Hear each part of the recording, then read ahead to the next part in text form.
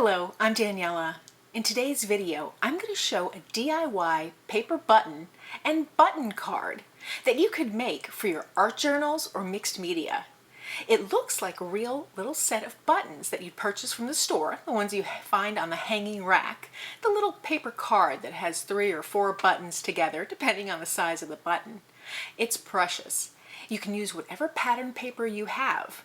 I'll show you how I laminate it and how I punch the holes and make 3 different designs of buttons, from the very simple to the little more complex. The beauty of this project is you can tailor it to meet your needs. So if you have a layout that's vintage, you can use vintage papers. If you have a layout that's bright and colorful, or you want a very exotic color or pattern, you can use those to make these buttons. So let's get started. So today we're going to make these beautiful paper buttons. I make them from cardstock, which is easily acquired. And you can use any type of cardstock or scrapbook paper. You can buy them in the little packets or individual. You don't need very much paper. You can choose paper that's patterned or not, and it's up to you. There are some things that make creating these very simple. And I love the way that I attach them to a little card here. And it looks like an actual button that you purchase at the little notion shop, and you can use this in your mixed media and junk journals. I have lots of variations. I'm sure you can come up with some more. I just cut out the buttons, attach them, and then add the little embellishments that really bring them to life. So you can have just a simple button, a 2-hole button. This one has like that little bevel on the edge that some buttons have. This is just a different shaped button, the heart. You can even have a 4-hole button here. It's just a little more work. I like to tie some embroidery floss in there just to make that indicative of an actual functional button. Like you see here, you don't have to do that, but the color of embroidery floss you use will change the feel of the piece. It's kind of an interesting effect as well. So let me show you a few ways to make the buttons and then how to make that little card to attach them. So to create your buttons, aside from cardstock, you'll need a glue stick, just using this good quality glue stick. You can use fabric tack, that's another really good quality glue to use. You'll need your hole punches in whatever shapes you want. The most simple is just any type of shape, and you can make a button. Or if you want to bevel it, you'll need graduated sizes of the same shape. Here I have a 5/8 inch or 1.5 centimeter, 3/4 inch or 1.9 centimeter, and a 1 inch. So those are 3 different size holes. This tool actually punches the holes in the button, and I have 2 different sizes here for the hole, but you don't have to use this tool. You can use an awl, something pointy, or you can use a small hole punch as well. The size of the button hole really should be indicative on the size of the button. So a larger button should have a larger hole, and the really small ones really need the smaller hole. But you can play around with that too. I say it needs the smaller hole. It really doesn't need the smaller hole. So let's get started by making the simplest button and then go all the way to the more complicated ones. So here's my cardstock that I'm going to use for the buttons. It's just slightly heavier than paper. You can get away with using paper too. You just might need additional layers. I just chose some cheery cardstock. These happen to be double-sided, but not this one, but these 2, but it's not required at all. And this is a great way to use up scraps. I'm going to use my 1-inch circle because I just like that size. And the beauty of it is you can see what you're getting for your button. So a print like this, you can get many different aspects to it. You can get a bunch of coordinated circles. Something like this, you get more or less the same because it's a simple print, even though each pattern is slightly different. You'll want to cut at least 3 holes for each button. So we'll do that to start with. We'll punch 3 holes of this green. Now from here you just take your glue stick and you decide which way you want your button to show.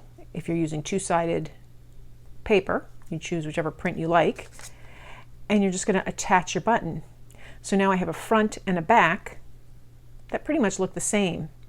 You can stop here if you want a very lightweight button. I like to have at least 1 more layer, sometimes 2 layers, because it makes the button a little more substantial. and gives it a little weight.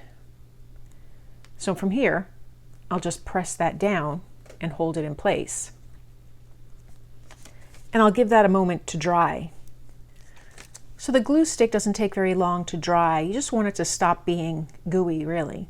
Now from here, you're going to just mark where you want your holes for your button. You can do 2 holes or 4. I'll do 4 on this one just to show you.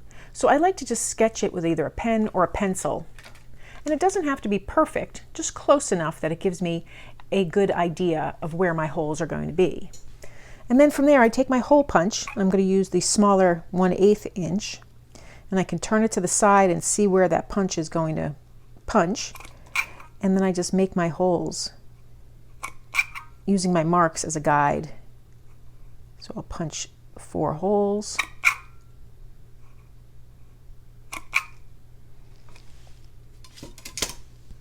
And then I have my 4-hole button. So again, you could stop there. You have your button, but I'm going to add some embroidery floss to it. Now I like to thread it on a needle. You don't knot the end. Again, you don't have to thread it and you don't have to use the floss. But what I like to do is go around and around through the holes as if I was really stitching it on to a piece, like a button on a sweater or something. So I'll just pull my thread through, leaving a little 2 or 3 inch tail. Use whatever format that I want to create my little thread marks on my button.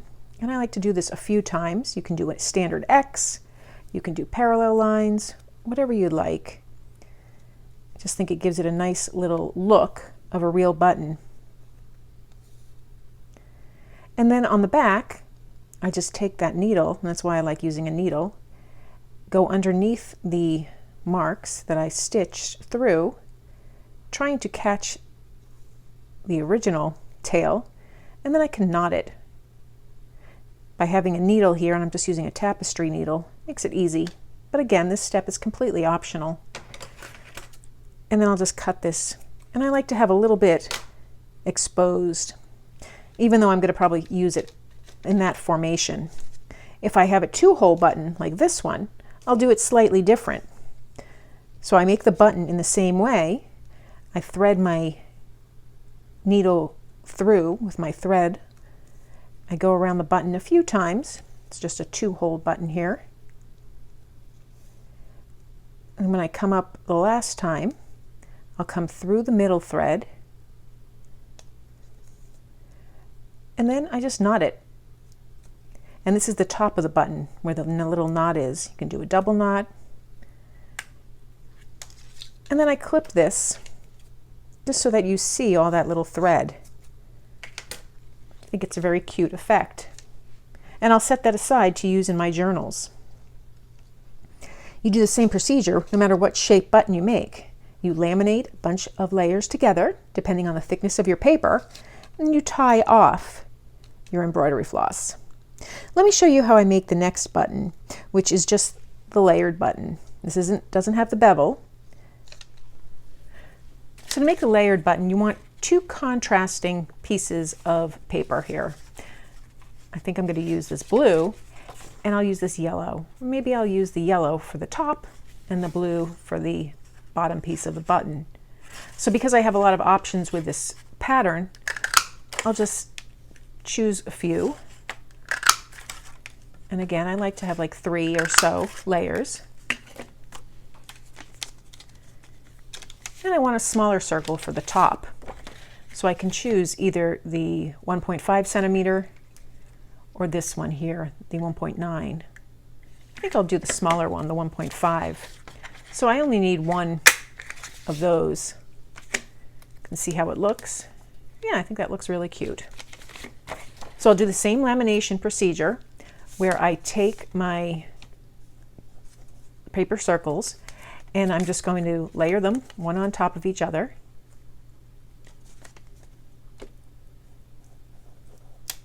You can decide if you want to layer it this way so it's all blue or not, keeping this as my top layer. I like to burnish it, really press it down so it's pretty secure. That's 3 layers. And then I'll take my little contrasting piece of paper, my little circle, and I just eyeball it here in the center of my button. Again, I'll burnish that well.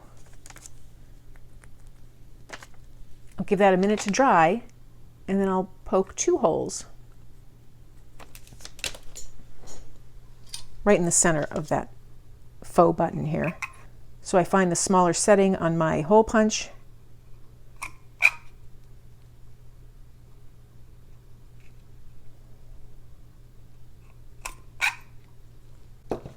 and I have my button. And then I do the same procedure for winding the thread through it. I come up from the top to the bottom, wind it a couple of times, not too tight. Then I come up, go through, and knot the piece.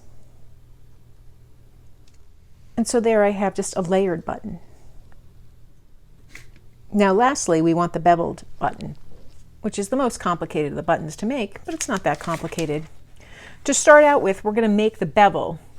I know the entire button, I'm going to use this 1-inch circle, but for the bevel, I want it to have, you can choose whether you have a thick or thin rim, a little bevel, based on the size circles you have. If I want a thick rim, I'll use the really small hole punch, and a thinner rim, I'll use this one.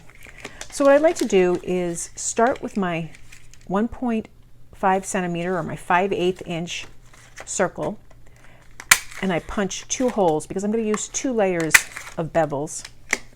And then I take my largest punch, go around that hole, do my best to center it, and then I have my bevels here, and I can layer them on top of each other. And now I'll just use 2 layers of that same paper to make the bottom of the button. So I'll start by laminating the button. I'm going to put them back to back, so both sides are that little gingham print. Now I just want to layer these, one on top of the other. And because it's the same print, if the circle wasn't perfect, it's forgiving. I'll burnish this together. Then I'll put more glue on the back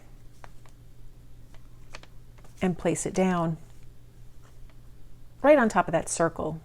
You can play around with it.